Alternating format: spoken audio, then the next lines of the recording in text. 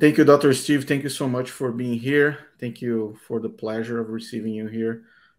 This is a great opportunity for us as a channel who is just starting in Brazil. We're just giving the first steps towards the helping people to understand the Adventist Church and have more information about the history. And you are the perfect person to help us to understand and to navigate through this portion.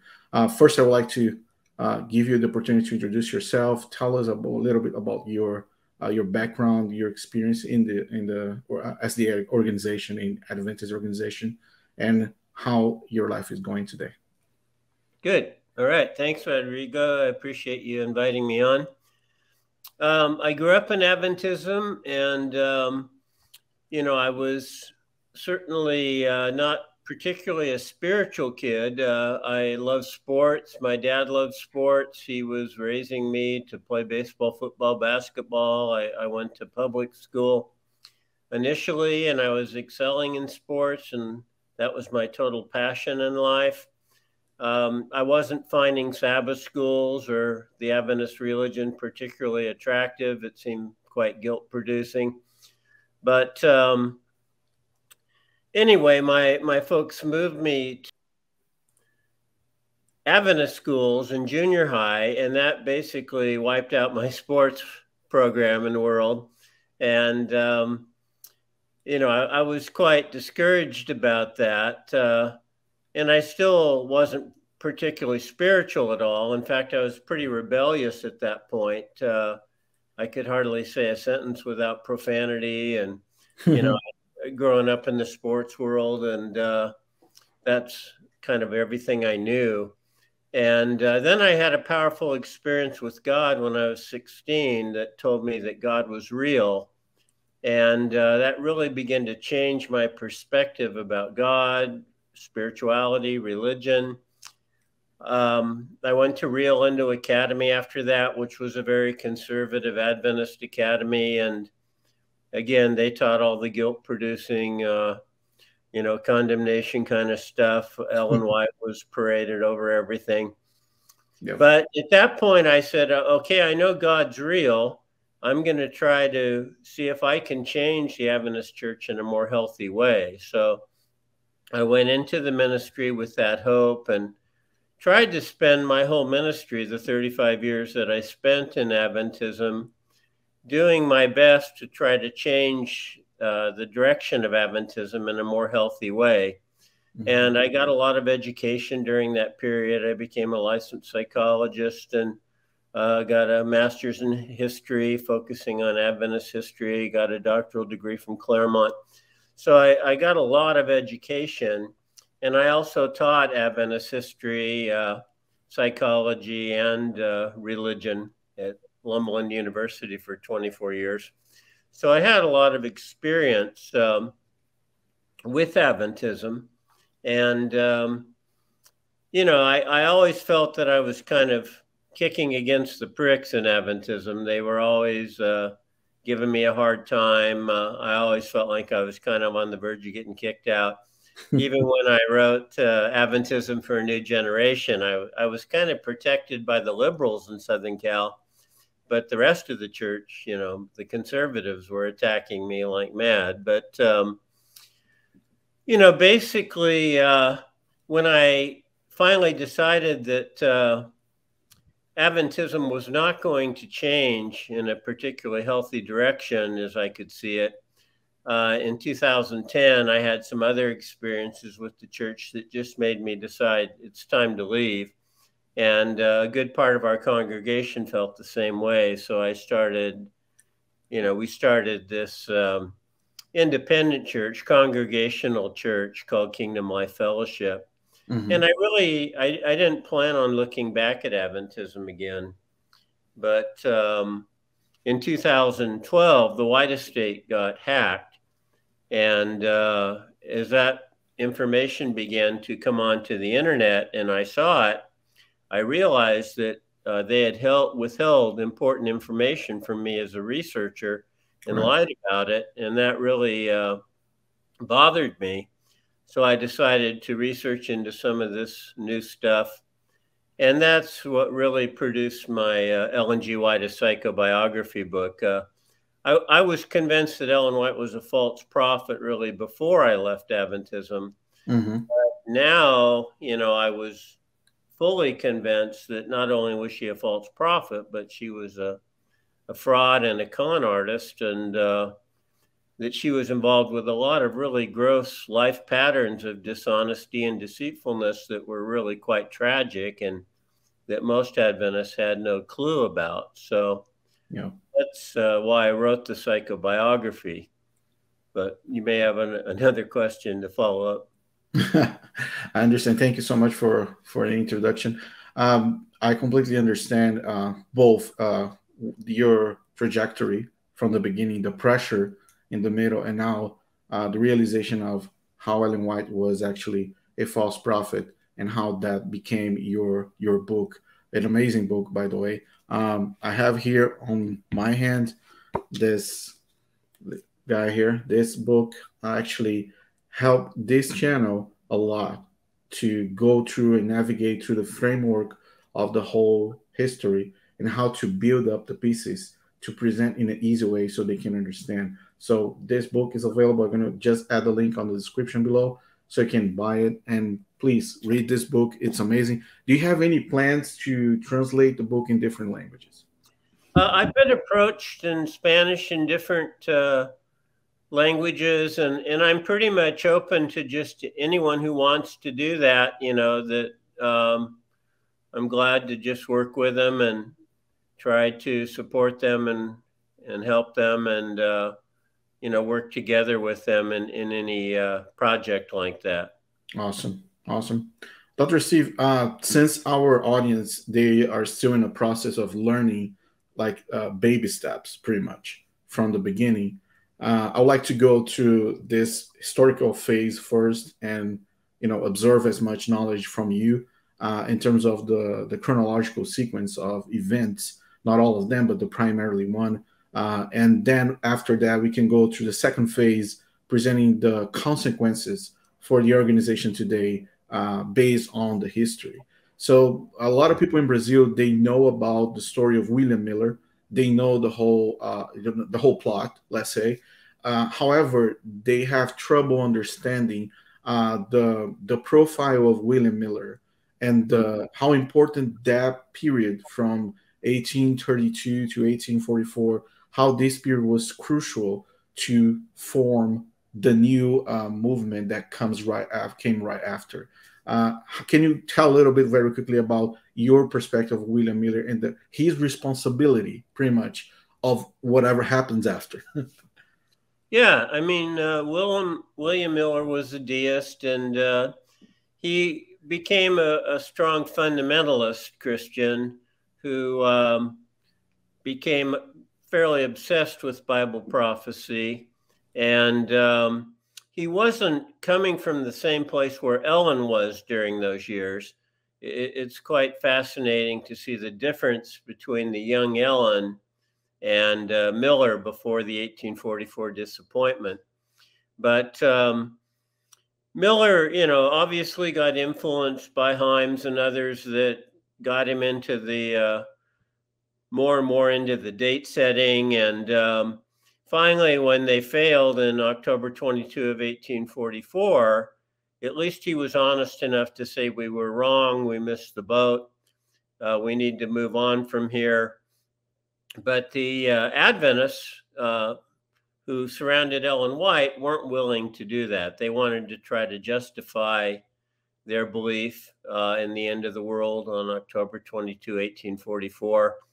And the way they did that was through the shut door belief, the shut door doctrine, that probation had closed for the entire world on October 22, 1844, and that the only ones saved were those who had accepted and held on to that Millerite message, which was only about 150 people or so that surrounded Ellen White. And her first vision at the age of 17, when she confirmed the shut door, she said God gave her the specific day and hour of his return. He showed her that the whole wicked world was lost, and the only ones that would be saved were the ones climbing up this narrow pathway, as long as they didn't fall off. So it was basically a very guilt-producing situation where as long as you're part of our group, you can be saved, but everyone else is lost. And that was the initial shut door teaching, about as cultic as you can possibly get. And, you know, Ellen was very much influenced by Miller. There's no question about that, but he wasn't the only influence in her life. Obviously, she had the major injury at the age of 9, but even before that, she had some psychological problems, to say the least. At the age of 8, she wanted to die. She wanted to take her own life, but she was afraid she was lost. So, you know, she had this suicidal ideation, all this fear, which is kind of surprising given that they were a Methodist family. Of course, Methodists were way more conservative back then than they are today, but they still weren't known as these super fundamentalist type of Christians. But the Shouting Methodists, which is the group that Ellen became involved with, were much more conservative, much more fundamentalist, and also extremely charismatic. And they were also extremely legalist. And so that was a bad combination. They had all this weird demonic stuff and crazy stuff that would accompany their camp meetings. And Ellen was baptized into this movement. She wasn't baptized into the normal Methodist church. She was baptized into the Shouting Methodist camp meeting world. And they were as wild and charismatic as you can possibly be, all kinds of barking and crawling. And they had these rings where rings had to call down the Holy Spirit. And if you weren't part of a ring, the Holy Spirit couldn't come down. So they would shout down the speakers and preachers who would come around. Mm-hmm. And everything was about this ring theology, which was completely ridiculous. It was really this legalistic thing about which ring is more holier than the other ring. And there would be a bunch of these different rings, and they would all try to outshout each other. Wow. And that's why they were called the Shouting Methodists, because they believed that whoever shouted the loudest and showed the greatest passion, that's where the Holy Spirit would come down. Wow. And the Holy Spirit wasn't with the speakers or the preachers. You know, they drove these Methodist circuit preachers crazy because they would just shout and scream and do all this weird, bizarre, fanatical behavior all over the camp meeting, and no one was listening to them. But that was not part of the traditional Methodist church. That is kind of a separate sect of the church, or kind of a different faction of the church. Yeah, it was actually part of the same Methodist church. It's just that the camp meetings were very, very different than your typical Methodist church. Mm. And there were some Methodist churches that would still have, you know, a fair amount of charismatic activity in them, but nothing compared to this crazy camp meeting stuff. And it was in the camp meeting that Ellen was baptized and where she found her niche. That's where she got acceptance. That's where she even was recognized as a leader when she was just a teenager because of her visionary claims. Mm-hmm. And so she was baptized into this extreme fanaticism, extreme emotionalism, as charismatic as you could possibly be. And she went from that to Israel Damon, who was also this very fanatic, charismatic guy who got arrested and his meetings got closed down for disturbing the peace. Mm-hmm. And Ellen was right there in the middle of it. And, you know, she got disfellowship from the Methodist Church for their involvement with Millerism. And then she was involved with Israel Damon, but he rejected her as having false visions too. So even this crazy fanatic, Israel Damon, found Ellen White to be a false prophet and even more extreme than he was willing to do. And then she gets into the Millerite movement and claims to be this visionary and, you know, got some status within Millerism, But Millerism wasn't a charismatic movement for the most part. It was much more fundamentalist, much more based on Bible prophecy. So Ellen was getting her own little following in Millerism, but these were mainly the ones that followed her after the Great Disappointment and after Miller and the others said, hey, we were wrong. We need to go a different direction. And Ellen, claimed that, no, the shut door has occurred. And God showed me this in vision. And so Ellen went to the most extreme cultic, direction. And she was followed by the ones that were the most extreme.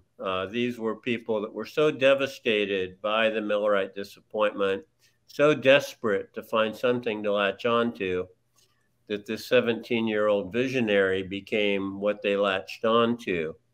And what's interesting is that her first vision was clearly plagiarized from Joseph Turner. Correct. It wasn't even like she got this vision from God. She plagiarized it from Joseph Turner, who was the one teaching the shut door doctrine. But then she claims it's from God, which is what Ellen did her whole life. She took things from other people, claimed she got them from God, and then they got accepted in Adventism because she claimed she got them from God. Every single thing that happened because of that pattern. And that's important for Adventists to understand. Right off the bat, even as early as, first she starts traveling around with James, and they're as poor as church mice. So they have absolutely no money. And they're trying to get money from these little groups to help support them. But generally, this is a very poor community. A lot of these people even gave up everything in the Great Disappointment and stuff. So these were not very well-off people generally. Bates was one of the exceptions. He had been a ship captain his whole life, and he had some wealth. So, he was one of the few people that was kind of considering the movement, but he wasn't convinced of the visions. So that becomes very important soon. But interesting. One of the things I would like just to catch on exactly what you're saying now. On 1845, Albany, New York, William Miller made a statement about fanaticism. Right. And he was clear about the two lines of movements that were happening that time, saying, guys, wake up. What is happening here? This is not good. So stay away from there. Let's keep the track. We made a mistake, but do not get involved with that. He was directly mentioning about Ellen White's group, right? Precisely. That's exactly who he was identifying and exactly who he was rejecting.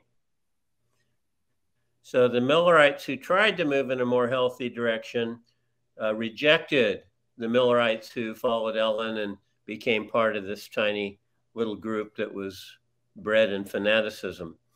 But, Ellen kept her fanaticism going right after her first vision, which announced the shut door, announced probation was closed for everyone except our little group. And if you left, your probation would be closed. But, Miles Grant wrote a book about these early years. And he quoted Lucinda Hall, who was a best friend of Ellen White. She traveled with Ellen White wherever she went.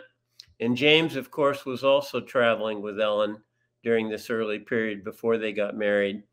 And people were making comments about the inappropriateness of that. That was a day where males and females didn't travel unchaperoned if they were unmarried. So there were a lot of rumors going around about James and Ellen, and it was also the case that Lucinda was seeing them go to these little house churches and ask for money and try to convince people that, they needed support because they were announcing the end of the world to all these little groups that needed to stay faithful until Jesus returned. And in the process of doing that, Ellen announced that the Lord would return in June of 1845. That was another vision she claimed to get. So that was another specific date that was set, June of 1845. And when that passed, she was confronted, of course, hey, what's going on here? You said you got a vision that he's coming back by the end of June. Well, I misunderstood the vision, Ellen said.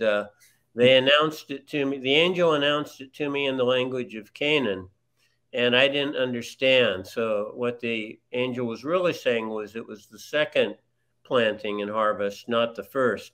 So God is going to return definitely by the end of September of that year. So again, she sets another date. And once again, that passes with her looking like a fool. So more and more people were getting really impatient and suspicious of what was going on because she's asking them for money. She's claiming they're going to receive all this persecution and opposition. So these small groups give them money.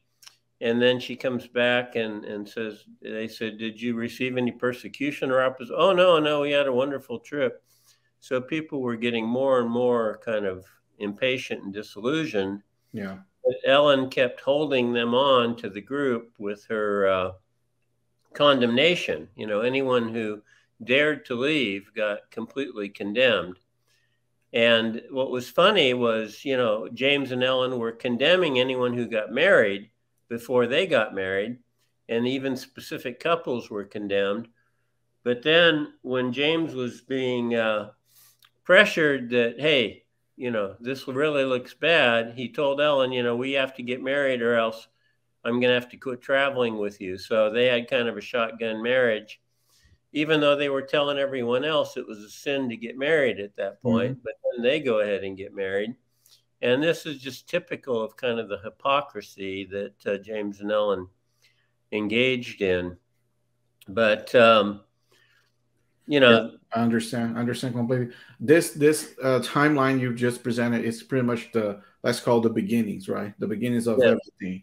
And that first 7-year period is the most crucial period in understanding Adventist history.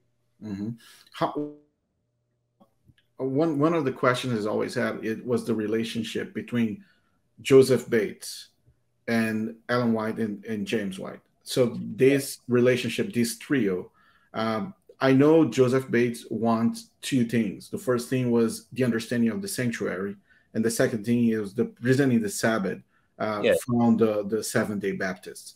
These two information, they were holding, like saying two hands and say, guys, I got it. So how Ellen White and James White received Joseph Bates in that perspective, and also why they accepted Joseph Bates with these two theories or these two gifts. Yes, very good.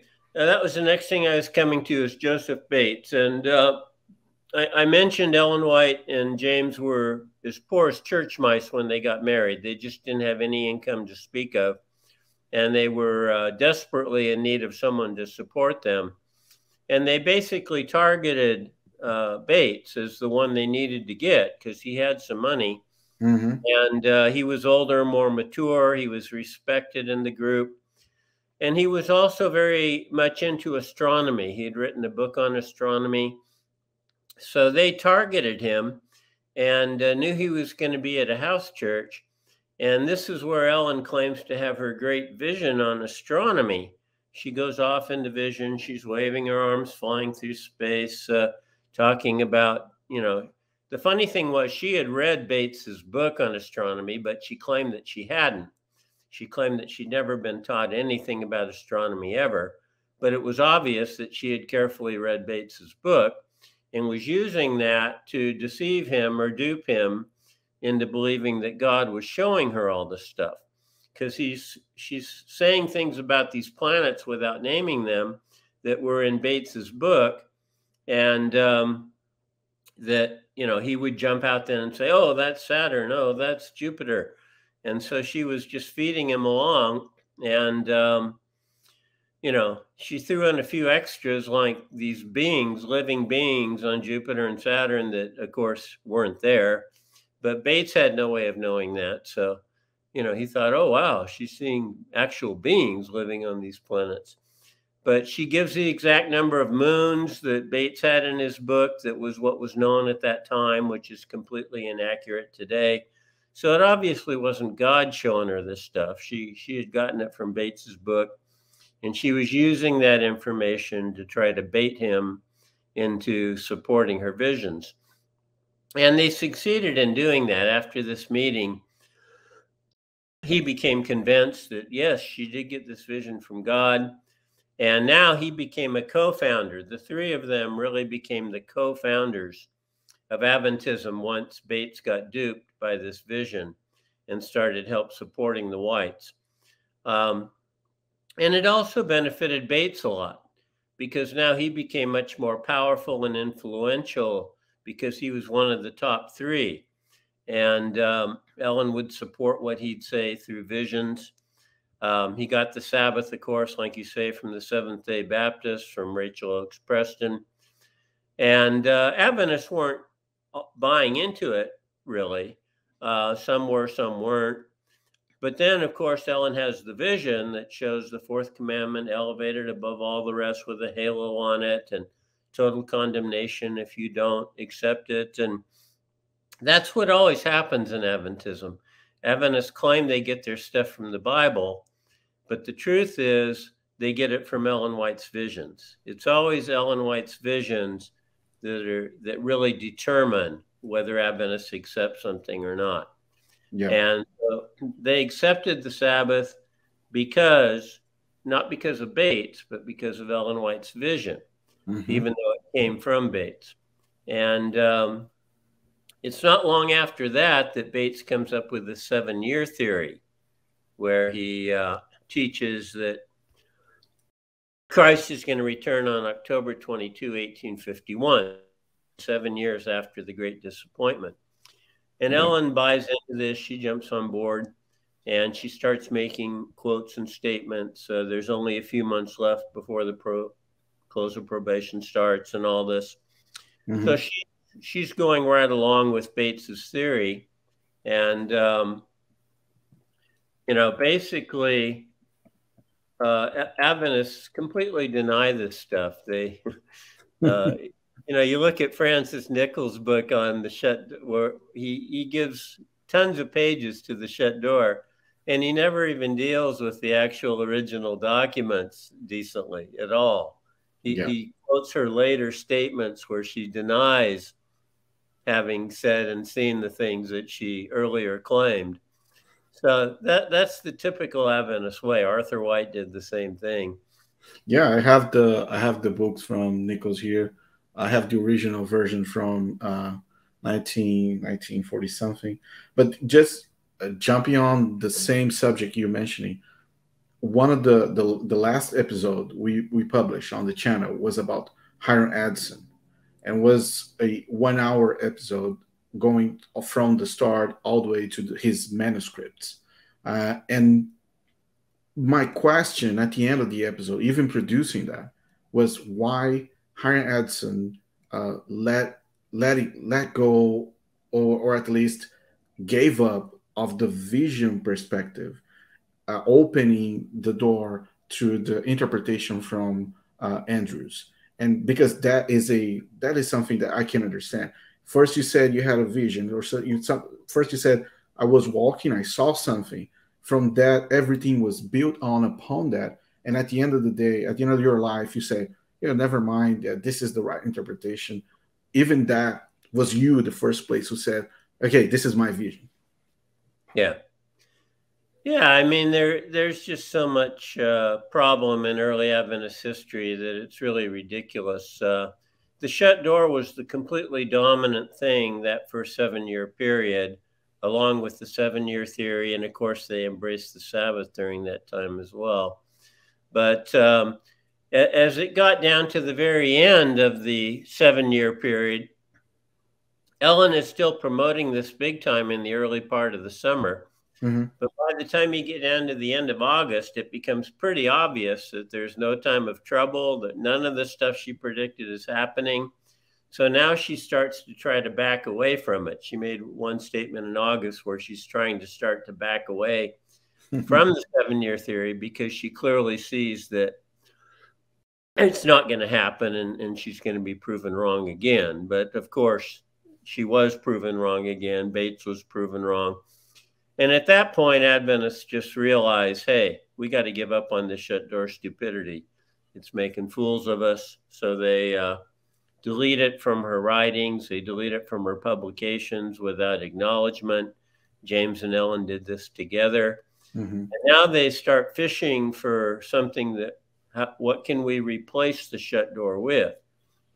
And it's this idea that Christ shut the door in the holy place and went into the most holy place to start this investigative judgment in 1844, which again is nonsense. It's unbiblical. Ford clearly demonstrated how unbiblical it is. The term investigative judgment wasn't even used until 1855. But the notion was that,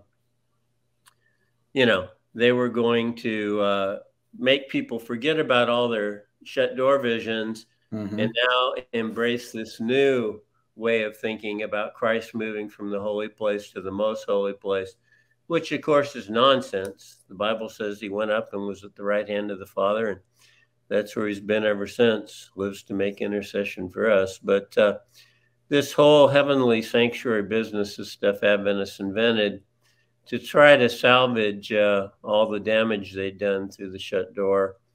And it never has made any sense. Anyone who knows their Bibles has recognized that. Ford just went to the extreme of showing it in 1,000+ pages. But, the bottom line is that Adventism has always been characterized by dishonesty, lying, cover-up from the very beginning. That has always been its legacy. And it doesn't matter what period you study. In the 1850s, they realized they weren't bringing in enough money. They used to just have volunteer offerings. So James says, well, since we're under the Old Covenant Sabbath, we ought to be under the Old Covenant tithing system, and gets Andrews to work with him. And of course, the people aren't receptive to this at all. They're saying, forget you. We're not going under this required 10% tithe with additional offerings. And so then, of course, they bring in the dream machine. They bring in the vision machine. And Ellen starts having all these visions that condemn people to hell if they don't pay the tithe. And so once again, it's the same old story that Adventism accepts what it accepts because of the visions of Ellen White and the strong condemnations of Ellen on anyone who doesn't accept her visions. Yes, right. So, that's just the historical pattern throughout her entire life. Yeah. Let me ask you something, Dr. Steve. One take from this period, I think I would like to hear from you, is how Ellen White got the authority as a visionary, not for the group of leaders, but for the followers. How is that possible for her to get the authority as a real visionary, messenger from God? And I just want to make a quick comment, like using Atkinson as an example. One of the episodes we had was about Atkinson, actually 3 parts. And in one of the parts studying that, we learn about her participation in that specific service, or we can call service, was really because she was able to present what was happening in people's life. And people were searching for her because, she knows what she's saying. She mentioned something correctly about my life, about life of my wife, etc., etc. So what I understood was she really had something.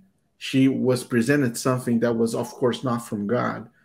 How she got the authority as a visionary for the lay people, for the followers. Yeah, it's a very good question as to whether Ellen White ever had spiritualistic influences. The Christian Scholars Forum, one of their scholars is currently writing a book about Ellen White and the demonic. And, that's a very interesting study of itself. She had this green cord and all the weird stuff that she was spiritualistically involved with.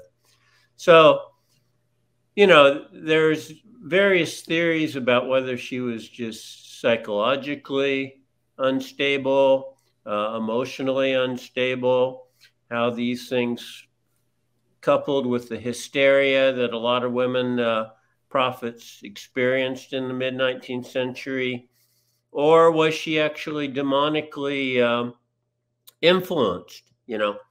I don't try to take a hard stand on that. I'm open to different interpretations, including the fact that she could have had a spirit guide that was demonic, from the wrong side, the dark side. So I don't rule that out. But, many con artists that do prophetic stuff have very effective ways of finding things out about people, just like she did about Bates, and then making them think that she's seeing this stuff in vision.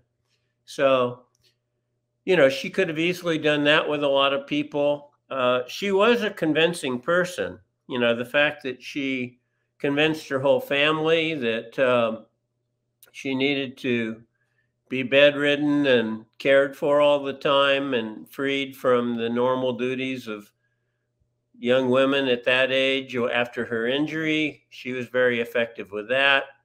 She was very effective in the Shouting Methodist movement, where they actually gave her a role of leadership as a young teenager. That's very unusual. She gained prominence with Israel Damon quickly before he rejected her. She gained prominence in the Millerite movement with those who were charismatically inclined, and they were the ones that were at least open.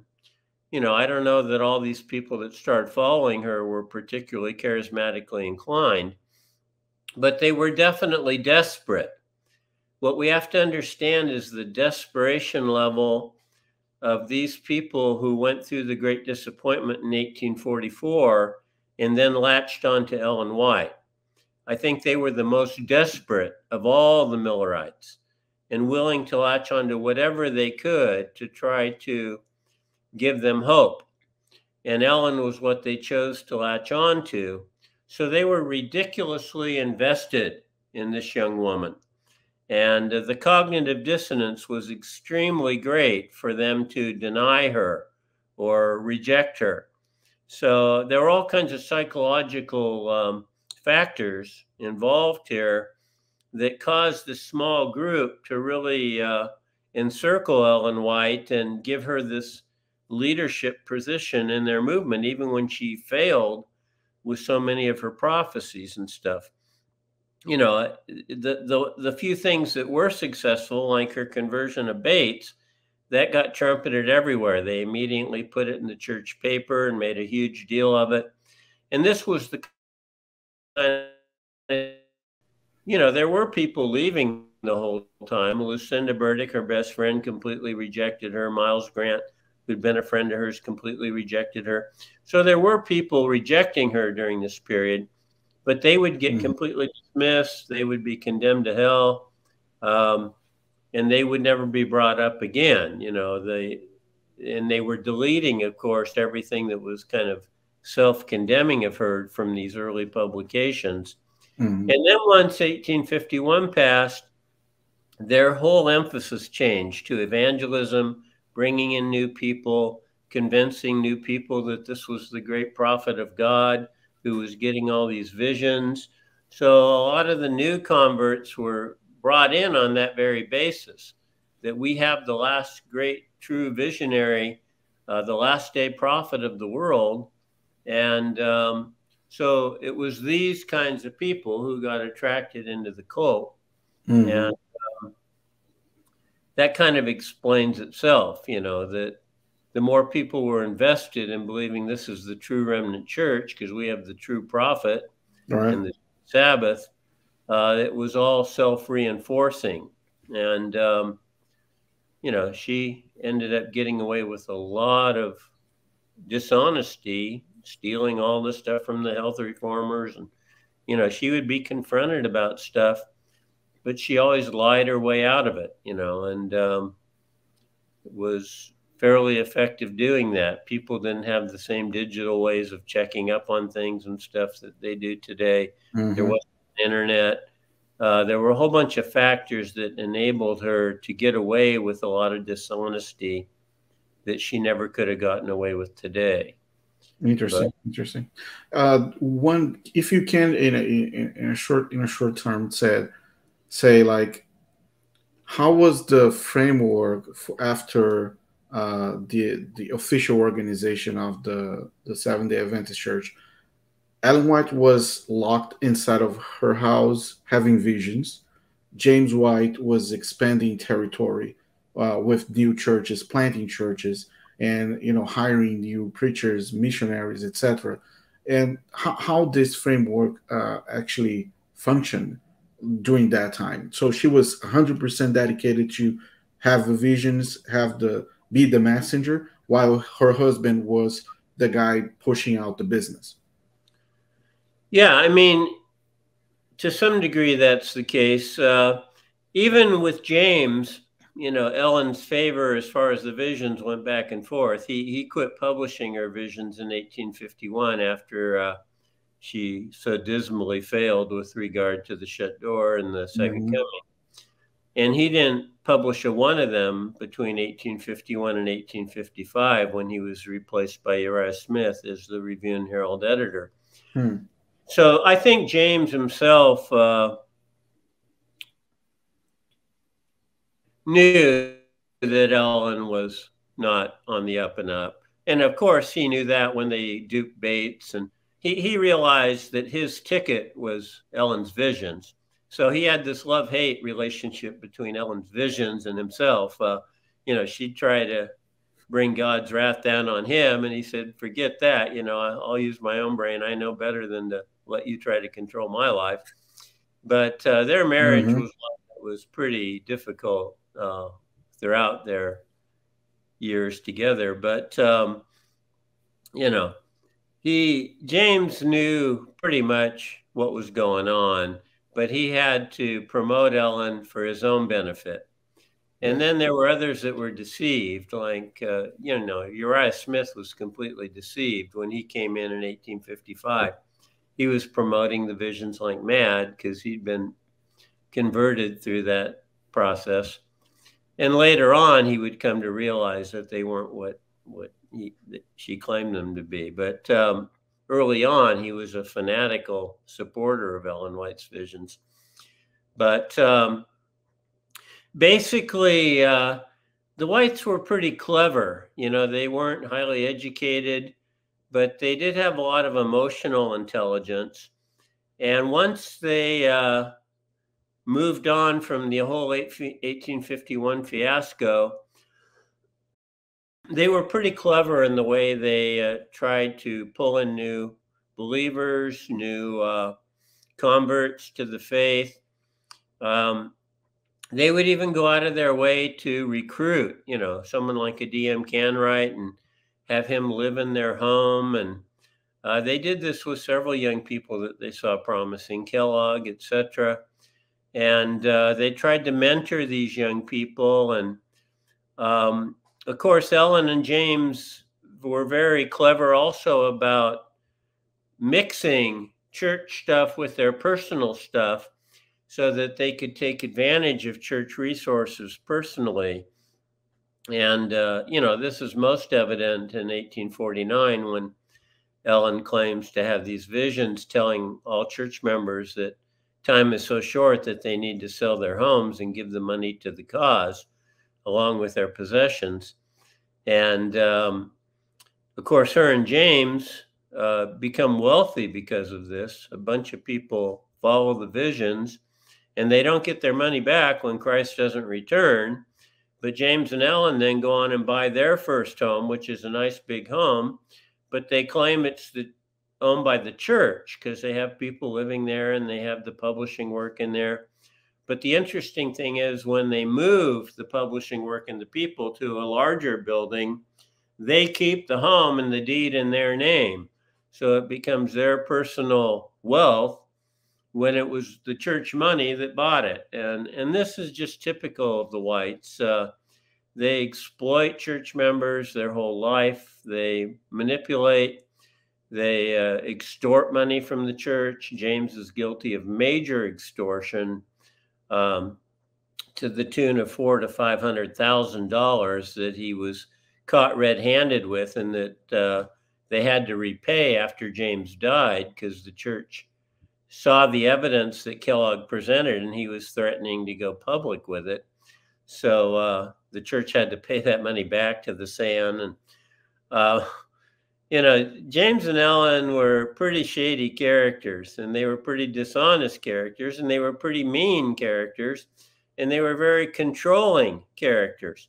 But they were also very good con artists. And, they could play the Pharisee and play the holier than thou person at the same time that they were screwing people and exploiting them. And so, by the time the church actually organizes between 1860 and 1863, now Ellen's off on her health kick and copying all the health reformers and claiming it's visions from God.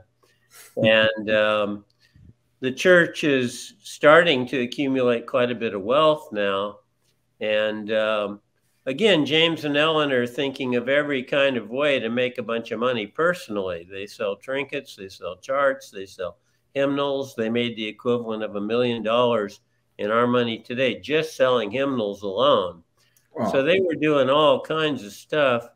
They had a bunch of dead books that were old that they owned personally that they couldn't get rid of. So James came up with an idea, let's have a missionary fund, and we'll have the church members all buy these old books from us and give them out to people in the mission field or whatever. And then they took all the money personally. Canwright went crazy about this because he was living with them and saw it all happen. And wow. Of course, I'm writing this book about Canwright right now. I don't know if you're aware of that. But I heard you mentioning on Peter's show, and that night was a very good talk, and I'm happy to know that you're writing a new book, and it's specifically about Canwright and the surroundings. Yes, it's specifically about Arthur White and Carrie Johnson and the fabricated book they made up about Canwright, which was called "I Was Canwright's Secretary." I know that one. And Adventists don't even know that Arthur White was heavily involved in the writing of that for more than 20 years. It's all new stuff that's coming out that's just absolutely devastating to Arthur White, devastating to Carrie Johnson, and very vindicating to D.M. Canwright.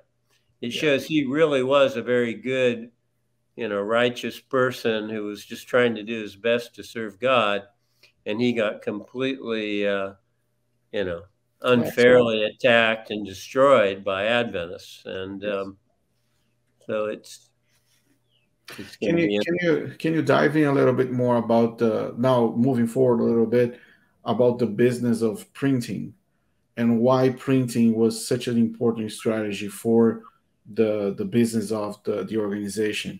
Why so many newspapers? Why so many editions? Why printing? How is your perspective of this strategy? Yeah, because it was the medium through which communication occurred. They didn't have the internet, they didn't have phones, they didn't have TV, they didn't have any of the media or ways of communicating that we have today. It was all about the print media. And so this was typical of cults and any group that wanted to get their message out. They would print a bunch of stuff. Mm-hmm. And Adventists were, from the very beginning, like I said, the very first house James and Ellen bought, they put a printing press in. So it was innate to their very existence.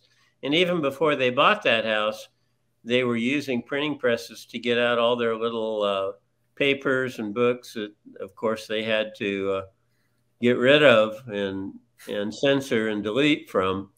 But Adventism has always been super big into publishing, printing from the very onset of the movement. And, obviously then they did the same with education. They did the same with the medical work. They latched on to these kinds of things and institutionalized them so that, they would become highly effective in terms of getting their message out. Awesome, awesome. Can we move forward a little bit towards to 1888 and the Yes. conference of 1888? So we are now having Ellen White being established as the authority now in terms of visions. James is the businessman, and now things are getting bigger and bigger. We have conference happening, and then 1888. What was the problem with that specific conference? Yeah, there's a whole bunch of things. James died, of course, in 1881. So he died 7 years before the 88 conference. And it's very interesting that the early Ellen White was always influenced by James and Bates in everything she said and wrote. Mm-hmm. And like I said, her aspect of Methodism was extremely legalistic and perfectionistic. The shouting Methodists were a very unhealthy form of spirituality. And James and Bates came out of the Christian Connection, which were also extreme legalists and perfectionists. Mm-hmm. So this is what they believed, this is what they taught, and this is what Ellen was claiming she saw in vision to support them. And of course, these visions were completely out to lunch. They were the basis of gross Adventist perfectionism and having to overcome every sin and having to live without an intercessor and just all the worst guilt-producing, ugly, fear-producing stuff you get in Adventism all came out of Ellen's early visions that were influenced by James and Bates. Obviously, they weren't from God, you know. She even had visions that God hated children. And I mean, she's so far from representing the true God that it's just absolutely ridiculous. But anyway, once both Bates and James are dead, then Ellen is not as bound by them. And now she's getting into reading all kinds of other authors and stuff. So not only does she read all the health reformers, but she starts building a library of all kinds of other authors. But the main influence that came over her regarding 1888 was Jones and Wagner and Jones. And what most Adventists don't know is that Wagner's father, J.H. Wagner, taught the very same thing that Wagner and Jones taught in 1888, way back in 1851. If Adventists had accepted what he wrote about the law of God, he wrote a book called The Law of God, and showed that Adventists were not under the Old Covenant law. They were not under the moral law. They were not under the Ten Commandment law. He really presented a true form of the gospel way back then. And he got lambasted by James and Bates and Uriah Smith and all these bigwigs in the Adventist church who couldn't stand that. So they opposed his book with all their might. And Ellen, of course, had a vision showing they were right and Wagner was wrong. So his book got wiped out and never got put back on. It is available on the internet for free today for those who want to read it. But anyway, Wagner's father, J.H. Wagner, was the one that really had a true picture of the gospel very early in Adventist history. But he got completely wiped out and destroyed by these other leaders who used Ellen White's vision to say he was out to lunch. So then Wagner and Jones, who were writing for Signs of the Times, and in the 1880s, they start bringing up all the same stuff that Wagner's father taught way back in the 1850s. And Uriah Smith and G.I. Butler, who's the GC president, start going crazy, saying, hey, Ellen White already condemned all this stuff way back in the 1850s. And you guys are out to lunch, and they wanted to stifle them and censor them and silence them as much as they possibly could. So they were using Ellen White's visions to do this. But Wagner and Jones's message was quite popular. And Ellen White saw this, and so she tried to tell both sides to shut up and quit attacking and fighting and, arguing with each other in print. And she conceded that, Butler and Smith were right about what she'd claimed to see in vision in the 1850s. But she told them, hey, let this go. We just need to talk about the important things like the Sabbath and our pillar doctrines. You don't want to be talking about the gospel or this kind of stuff.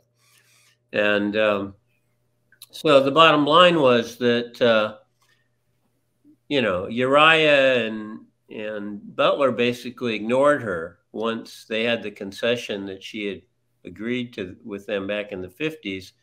They started blasting Wagner and Jones with everything they could in the Review and Herald, and wrote a book, Butler did. And Ellen got furious about this because they completely ignored her counsel to stifle the arguments. Mm-hmm. So then she took Wagner and Jones' side and said, they need to have a fair hearing at the 88 conference since you guys are ignoring my counsel about fighting with them.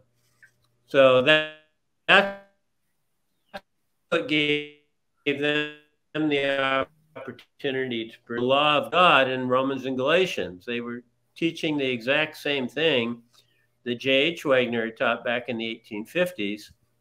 And the funny thing was, Ellen White latched on to, this was very popular with the masses at the camp meetings and stuff. So Ellen White latches on to the justification by faith and righteousness by faith part. She ignores all that part and just latches on to what she wants to because it's popular with the masses. And then Uriah Smith and Butler go crazy because she's now siding against them, and they lose their position. And Smith is devastated, and he gets replaced temporarily as Review and Herald editor by A.T. Jones. And I mean, it's just a very fascinating thing. But the bottom line is Ellen White never understood the full gospel. Yes. She did try to get a partial gospel off Wagner and Jones. Mm-hmm. And then she started copying a lot of the other authors when she wrote Christ Object Lessons and Desire of Ages. She went to all these other non-Adventist authors and copied from them about Jesus and the Gospels and stuff. And Desire of Ages are not true gospel. They're a mixture of gospel, which is the best Adventists have ever done. They've never had a true gospel. And Wagner and Jones were really having a true gospel, but then Ellen totally attacked them afterwards and accused them of all kinds of garbage like she did with Kellogg. So they all ended up leaving the church. Ellen White couldn't stand anyone who was more popular than her. If she wasn't the head honcho and the center of all attention, she would make sure that anyone that was competing with her got destroyed.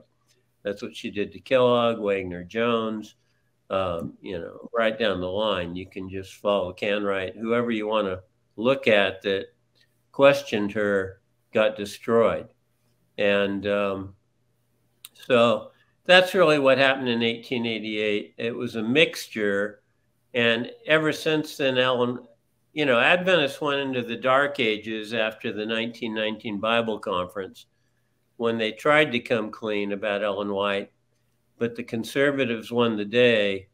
And then you moved into the complete dark ages in Adventism from 1919 to 1949. Mm-hmm. And in the 50s, you briefly have Figure and this administration that tries to become evangelical, but they get kicked out. Questions on Doctrine gets kicked out. Yeah. And Adventists revert back to their perfectionism and model man theology. And, to this day, even with Maury Venden, who I interned under, he had a mixture. Ford had a mixture. Ford never... He never stepped out completely. He kind of stuck in the middle, sitting on the fence. Yeah. Pretty much. Yeah, Brinsmead was the one who said, we're not under law, period. Brinsmead had the true gospel. And he was the one that really influenced me in the 1970s. Mm-hmm. And I really embraced what he was saying in Verdict and Present Truth magazines. I liked Ford, but he didn't go the full distance. Brinsmead did, and I really liked that about him. But of course, he got kicked out or left Adventism, of course. But, I think Ford, after he left Adventism, still always kept to the Sabbath and kind of the Old Covenant Adventist view right up till his death, which was kind of interesting. But yes. It's and to be honest with you, Dr. Steve, I see the same behavior in a lot of pastors down in Brazil, who leave the organization for any reason. Sometimes there's no reason. They just kick out. Some for personal reasons. But I still see them saying, hey, I half and a half. I cannot let go this and this and that, but I need to embrace this because I don't believe. I think they live in some kind of a, I don't know, some kind of a different universe, mental universe. They cannot let go one hand and they cannot go completely the other side. Right. Absolutely. Mixture is a huge problem in Adventism, and any religion under law, any Christian church under law has that problem. Yep. But when you get the freedom of the perfect finished work of Christ alone and flow in the true gospel, then there's an amazing freedom and peace and joy and abundant life that just can't really be known in Adventism, at least under the system of Adventism, which is quite oppressive, to say the least. Yeah. Just closing up this period until 1915 and Ellen White's death. Can you touch base a little bit about the relationship between Ellen White and Kellogg and why that started, technically speaking, well and ended very badly? Yes. Ellen became increasingly jealous of Kellogg, and Kellogg became increasingly aware of Ellen's plagiarisms and problems. And even though they were close personal friends much of their life,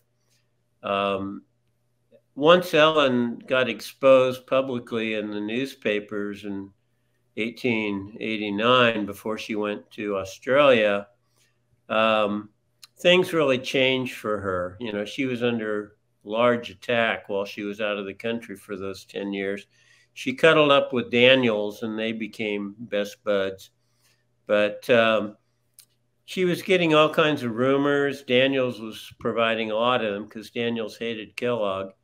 And they really wanted to take the health work away from Kellogg. He was becoming way too strong and powerful in Adventism. So Ellen and Daniels basically partnered up. And Ellen believed a lot of the lies and rumors that Daniels gave her. And then she had visions about those rumors and lies, such as Kellogg building buildings in Chicago and all kinds of things that were just absolutely proven to be false. And she got them from Daniels while she was in Australia. So Kellogg, saw that she was just a complete fraud at this point. And Stewart and a lot of the other doctors who were Kellogg's colleagues also saw this. And so they wrote books completely exposing Ellen's lies and her visions about Kellogg. And, by the time Ellen came back, it was her and Daniels against Kellogg and a lot of the more progressive Adventists. And even Daniels himself was pretty progressive, but he was all about using Ellen White and she was all about using him. And she got him in as GC president when they came back. And the two of them set the whole new church structure in 1901 that's still being observed by Adventists today. And, their agenda became to get rid of Kellogg, run him out, so they disfellowshipped him. And Kellogg did us a huge favor by his stenographic report when they disfellowshipped him, of having everything preserved historically in terms of what had transpired, because that report is just so powerful in terms of what it reveals about James' fraud and extortion and Ellen's lies, her false visions. just so many things are revealed in that and exposed in that stenographic report that it's of extreme value to Adventist historians. But and that has the signatures of the Adventist church leaders who interviewed Kellogg to disfellowship him. So they agreed to what he said in that document. But obviously it became a power struggle, and Ellen always won because she had the visions. So she accused Kellogg of pantheism, which wasn't true. He completely denied that to the very end. But it was just one of the things Ellen used to try to destroy Kellogg. And, Kellogg was always much more gracious to Ellen than she was to him. She has all these visions of him being demonic and, womanizing, which is the biggest joke in the world, because there's no person who is less of a womanizer than John Harvey Kellogg. He never even had sex with his own wife. I mean, it's just a complete joke. She tries to accuse him of womanizing. But, they fly all these rumors against Kellogg, and he finally goes and he pretty much lets go of Adventism. And he was a famous person with many books and bestsellers in his own right. So he didn't need Adventism. And Ellen hated that, She couldn't stand anyone who was popular and well accepted in their own right without needing her.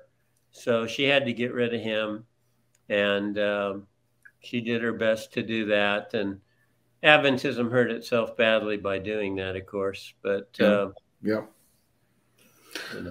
Awesome. Dr. Steve, we're reaching 1 hour. I don't know how long can we go, but I have a couple other subjects I would like to hear from you, and a couple classic questions that we always have in Brazil. What is your, I'm going to mention a couple questions here. If you can answer in a very short way, but questions that really still up on around the Brazilian community.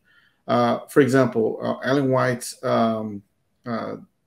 death, after Ellen White's death, the cemetery where she was laid down, there's a obelisk or some kind of a symbol.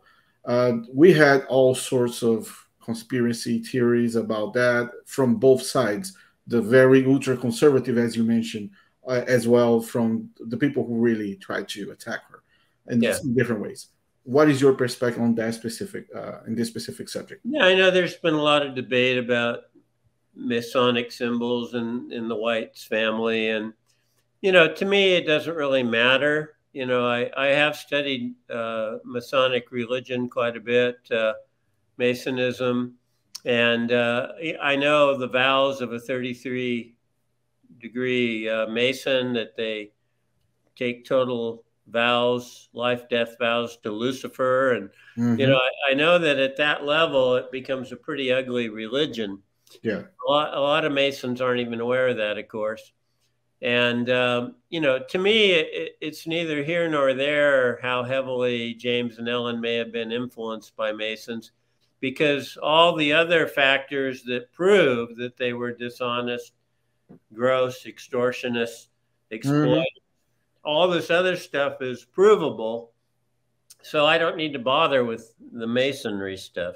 Being a Mason is kind of just a cherry on the top. Yeah, I see. Other question. What about Lucinda and the relationship between Lucinda, James, and Ellen White? Yeah, there were two Lucindas. Lucinda Burdick was Ellen's close friend in the 1840s, who rejected her and said she was a pretender and liar about her visions.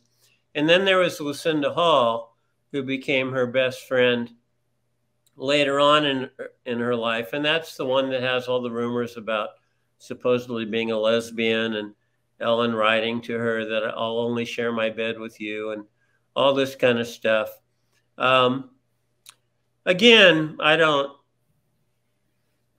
try to invest too much in that stuff. Hardly anything would surprise me about Ellen White, given how much I've learned about her and how disappointing she's been to me in all the research that I've uncovered. But, there's no question she had a terrible marriage with James. Yeah. No question about that. And it is interesting that Lucinda betrayed her by not destroying those letters. The letters she When asked to I asked burn, and she her to didn't. destroy them, so from Yeah. a historian's perspective, I'm very thankful to Lucinda Hall that she did not destroy those letters, because they're Yeah. quite revealing. She basically says James is insane, and Yep. Yeah. Another quick question. It's about also prophecies, and we have so many examples of failed prophets there, absolutely. failed prophecies. If you can rank with the top three, what will be the top three prophecies failed by Ellen White? Well, the shut door would have to be at the top of the list, because she just repeatedly not only states that and directly attributes it to visions from God, but says it's blasphemy against the Holy Spirit to reject that. And I Yeah. mean, the statement she makes about how invested she was in the shut door are just absolutely ridiculous. And so that's clearly the most damaging. Um, I think her 1849 vision, telling the people to sell their homes and their possessions, has to rank up there, because that was devastating to the people who believed it. Yeah. And it was also terribly exploitive that James and Ellen weren't sacrificing. They were exploiting those who sacrificed. And there was never any apology or attempt to repay the people who gave that money. Ellen and James just went on and became wealthy as a result of it. Yep. So, those are the first two that just jump out at me. It's also funny in 1849 that she prophesied that it was a sin to go to an earthly physician. Given where Adventism is today, in Southern California, the only thing you ever hear about Adventism is the health work. It's Loma Linda Medical University, Loma Linda Health Center. It's on Los Angeles Angels advertisements. It's on the TV. I see all the time. The only thing you ever hear about Adventists is their medical health work. And yet it's completely the opposite of the health reform that Ellen White advocated. It's the medical establishment all the way. And, it's so funny. I wish that Loma Linda would post that prophetic statement from Ellen White that it's a sin to go to an earthly physician over Loma Linda Medical Center. Yes. It's just so ridiculous, You're right. You're right. Totally right. What a complete fanatical faith healer and charismatic she was, even in 1849, and how Adventists are just the complete opposite today. So Adventism today really has absolutely nothing to do with Ellen White, except they claim her as their founder prophet, which is a complete joke. Yep. I mean, we know that she's completely discredited on top of that, and that Adventists really stand for. Yep. Yep. Another quick question. What about the situation? This is probably going to be a little bit longer, the answer a little bit longer, but as you probably know, Alberto Team is a Brazilian, and he's represented from White State in Brazil. And I know, and lots of people who are now presenting Seventh-day Adventists as it is, know that Alberto Team in Brazil presents Ellen White in a completely different way that is actually the truth. And it's hard for us to understand how a person who represents a White State, who have full knowledge of all the books, all the history, everything, still insists in defending her views in so many ways. So I know, because I learned about, I read his article about your book, and the way he presented you, the way that he, his opinion about that. How is your perspective on Alberto Teams on your book? And second, why White State it has such a hardcore defense on Ellen White in a completely different way that is from the original. Yeah, because they're dependent on the same lies that Ellen was dependent on. So the only way they can survive is to perpetuate the same lies that Ellen perpetuated. So it's not surprising that all the leaders of the White Estate have been liars and deceivers. There's just no question about it. And I tried to respond to Tim's review on the White Estate website, and of course they wouldn't post my response. Mm-hmm. So Appendix 4 of this next book that I'm publishing is my response to Alberto Tim. And I basically destroy him in terms of what he says in that book review. And it'll be, in published print form now forever, because that book's going to be out there. Yep. And it was their unwillingness to put my response on the website that's caused me to do this. So, to me, Alberto Tim is either ridiculously ignorant about Adventist history, which I know he isn't, because he read my book thoroughly. So he knows all that stuff, but he's just deliberately deceptive and lying, because the stuff that I point out in my response to his review was all stuff he completely ignored in the book and stuff that he never mentioned in his review. And it just shows that the guy is completely deceitful. Yeah. Yeah. What will be the suggestion?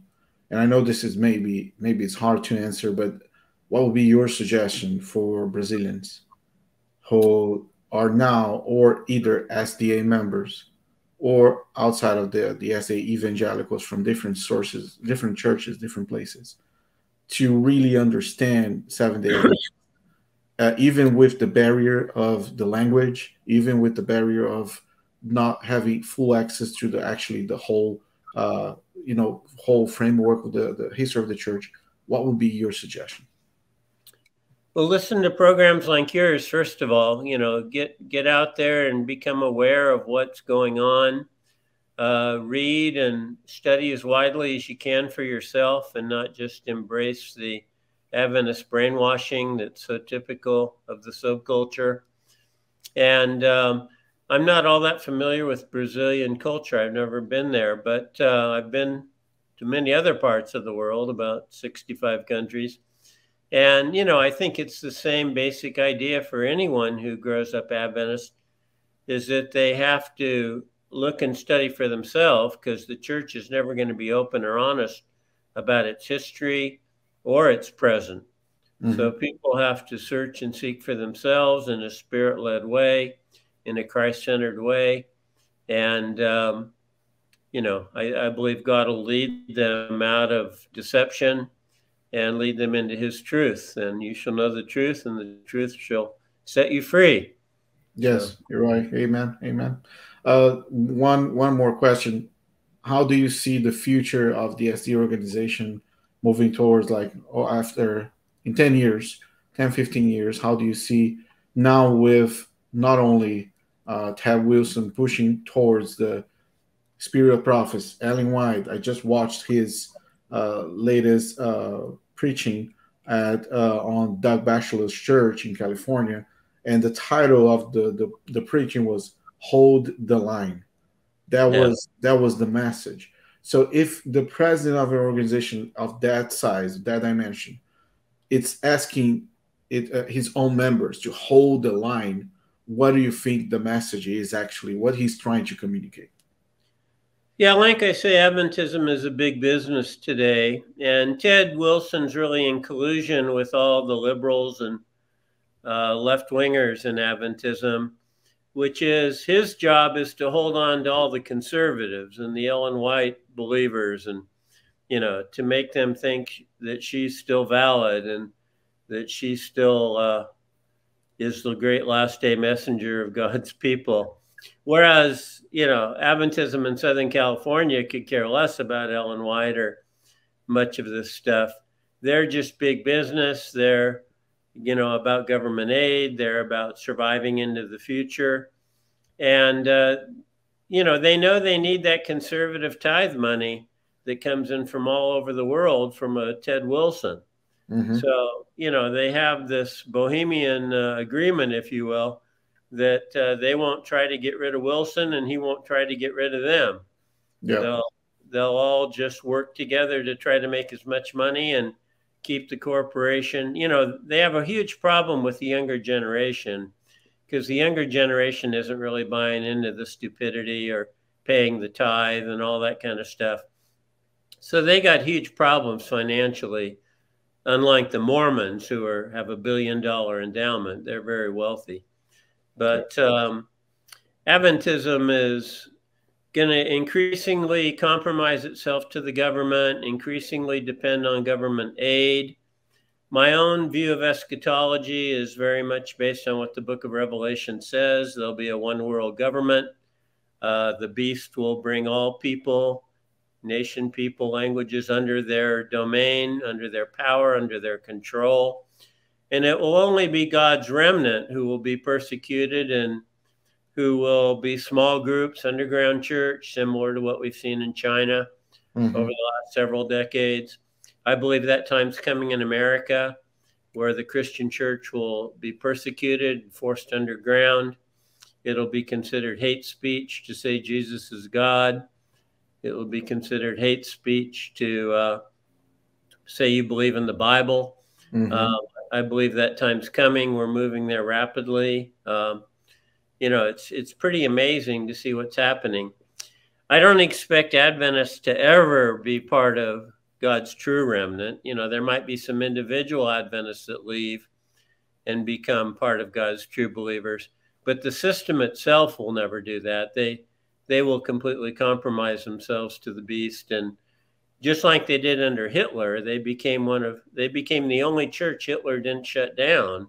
They became his favored son church. Yeah. I believe Adventists will kiss up to the government to the extreme degrees to try to, survive themselves, and they'll do whatever they need to do to try to survive because they don't stand for anything morally. They're just an expedient bunch of people that, have believed a bunch of lies and, come out of her, my people. Just like all the churches that compromise themselves to the beast, come out of her, my people. God's people will be an underground, invisible church made up of small groups. That's what our little church is, small group committed to being faithful to God to the end. So, yes. And just a closing question. What would be the message you have for people who are transitioning from the Adventism to the Christian community, actually, to outside of the Adventist and facing, all sorts of problems, all sorts of mental challenges, emotional challenges? What do you can say? Absolutely. I mean, that's a tough transition, especially when you have all the fear and guilt connected with, if you leave Adventism, you're lost for eternity, and all the lies that Adventism has generated in that regard. So many who leave Adventism lose hope and they don't hold on to strong faith in Christ. And my encouragement is transition from Adventism to Jesus. Yes. Hold fast to Jesus, who he is. Saturate yourself with who Jesus is. I've written a couple books on just Jesus alone. And, people need to replace Adventism with Jesus and a true understanding of Jesus and his gospel, not the mixture that Adventists try to sell. But, the perfect finished work of Christ, what that truly is, what that really means, what it births in terms of the Spirit in our lives. So having a healthy spirituality, a healthy religious faith that is in healthy community, that's what I would really encourage people to do. And don't worry about the size or the fame of the group. All the groups that are worried about their name are going to either compromise to the beast or be destroyed. It's only the small people who are truly devoted to God and Christ that will make up his true remnant in the earth, not all this phony stuff that's going on. Yes. Thank you so much, Dr. Steve. Thank you for your time. Thank you Yes, my pleasure. for willing to participate here on the program.